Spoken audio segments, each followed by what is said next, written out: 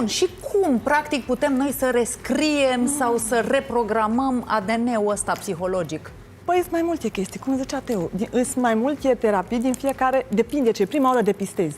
Ca să vezi exact cu ce începi, prima oară te uiți. Mă, de unde am trauma asta? De unde am ADN-ul psihologic pe care l-am primit eu? Ce am primit?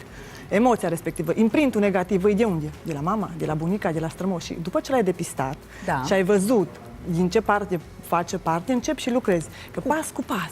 Depinde ce ai găsit. Dacă să zic, poate că ai găsit o convingere limitativă care te sabotează de când erai tu în adolescență, că primul tău iubit ți-o fi spus, bă, nu ești în stare de nimic, ești urâtă și nu te duce mintea. Bun, aia ți-a rămas acolo, în adolescență. Așa. Ai venit, ai găsit convingerea. O testezi, de exemplu, prin Psyche. Asta e alta. O să vorbim mai despre alta. Kinesiologic sau ce? Cum o testezi? Psyche-ul o testezi. Poți să testezi, pur și simplu vă arăt așa, e simplă metoda, corpul reacționează sau pur și simplu testezi corpul, față, spate. Asta, kinesiologic, asta e. Asta e o variantă, una dintre variante. Și după ce ai testat și ai văzut care e emoția, începi să lucrezi cu ea. Asta e o altă tehnică. O poți face prin EFT, o poți face Psyche, o poți face cod emoțiilor. Depinde pe ce alegi și cu ce rezonezi.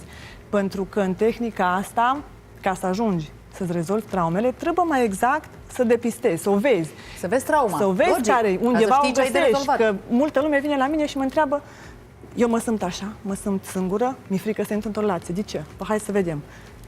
Ne uităm, o fi în arbore ceva, facem harta arbol genealogic, e undeva din copilărie, e undeva din prezentul tău, e undeva dinainte să te naști. Hai să vedem de unde e.